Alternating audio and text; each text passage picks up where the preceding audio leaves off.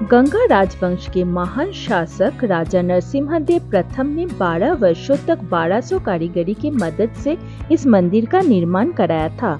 कोणार्क मंदिर शुरू में समुद्र तट पर बनाया गया था, लेकिन अब समुद्र पीछे हट गया है और मंदिर समुद्र से कुछ किलोमीटर दूर हो गया है।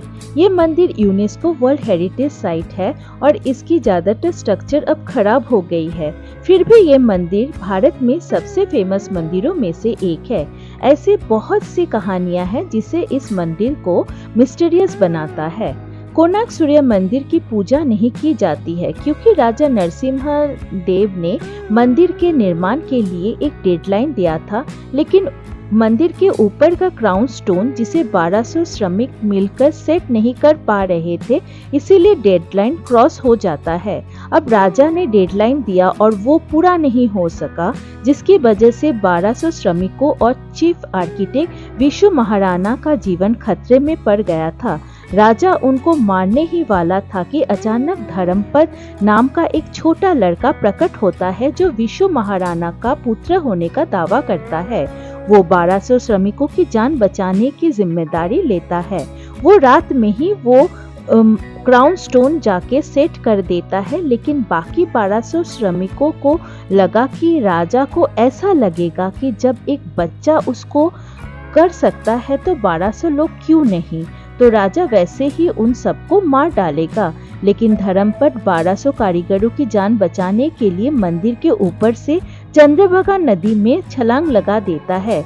लोगों का मानना है कि 12 साल का बच्चा स्वयं सूर्य देवता है और उसके बाद से कोणार्क मंदिर की पूजा नहीं की जाती है।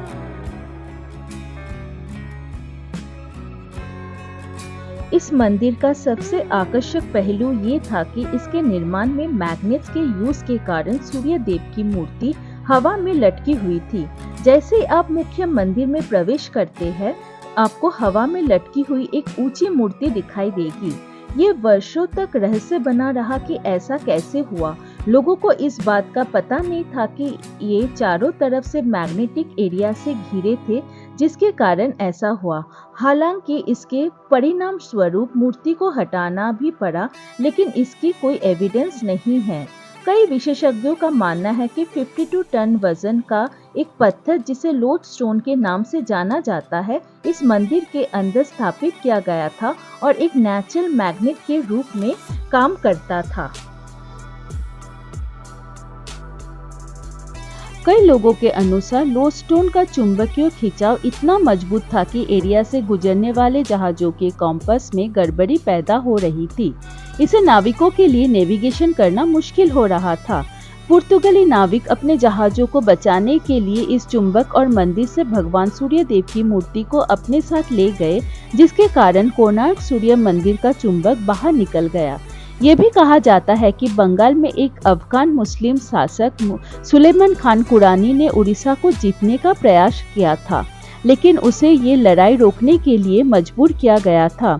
उन्होंने महसूस किया कि जब तक वो राजीव लोचन रे या कलाचंद राय बहादुरी को नहीं हरा सकता, उड़ीसा को जीतना उनके लिए मुश्किल है।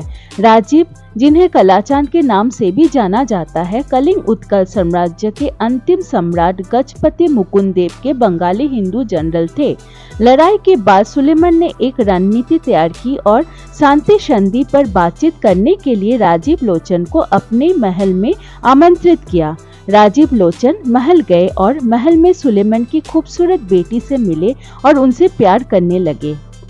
जैसे ही सुलेमान को ये एहसास हुआ कि राजीव उनकी बेटी की सुंदरता की ओर आकर्षित हो गए, उन्होंने प्रस्ताव रखा कि वो इस्लाम अपना ले और उनकी बेटी से शादी कर ले। हालांकि राजीव ने प्रस्ताव दिया था कि लड़की हिंदू धर्म अपना ले ताकि वो उससे शादी कर सके। सुलेमान सहमत हो गए, लेकिन हिंदू पंडितों ने इस विचार पर कड़ा विरोध किया और दावा किया कि हिंदू धर्म में परिवर्तन मना है।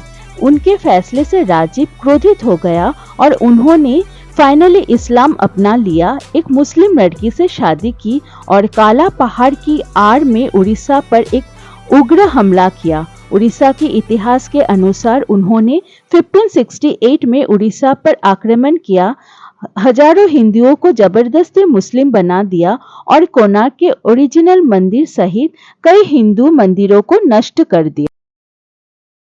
कुछ लोगों के अनुसार मंदिर को तेज भूकंप या बिजली गिरने से नुकसान हो सकता था।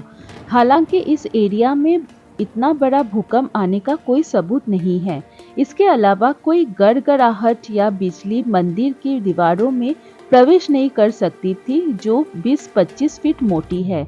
इसीलिए किसी भी घटना को साबित करने के लिए कोई प्रॉपर रिकॉर्ड नहीं है। एक रहस्यमय कहानी ये भी है कि कई देवदासियां अपने परफॉर्मेंस से पहले या बाद में मंदिर हॉल के अंदर रात बिताती थी। इसीलिए जब पुर्तगाली सेलर्स ने मैग्नेट को हटाने के प्रयास में मंदिर पर हमला किया तो उन्होंने इस मंदिर के स्ट्रक्चर का अधिकांश हिस्सा गिरा दिया। विनाश के दौरान कई देवदासियां या नर्तक लड़कियां मारी गई। शहर या आसपास के इलाकों के स्थानीय लोग आपको बताएंगे कि जब सूर्य देव सो जाते हैं या कोणार्क में सूर्यास्त हो जाता है तो मंदिर के आसपास या क्षेत्र के अंदर के लोग कुछ लड़कियों की बात करने की आवाजें सुन सकते हैं। उनके घुंघरू की आवाज जैसे वो दौड़ती हुई प्रतीत होती है। अगर कोई विजिटर देर रात तक मंदिर में ऐसे ही रुकते हैं तो उन्हें लड़कियों की डरावनी फुसफुसाती आवाज में हंसते हुए भागते देखा है। बहुत रिसर्च के बाद भी कोणार्क सूर्य मंदिर का रहस्य अनसुलझा और उलझा हुआ है। ऐसे और मिस्ट्रीज के बारे में जानने के लिए मेरे चैनल को सब्सक्राइब कर दीजिएगा। धन्यवाद।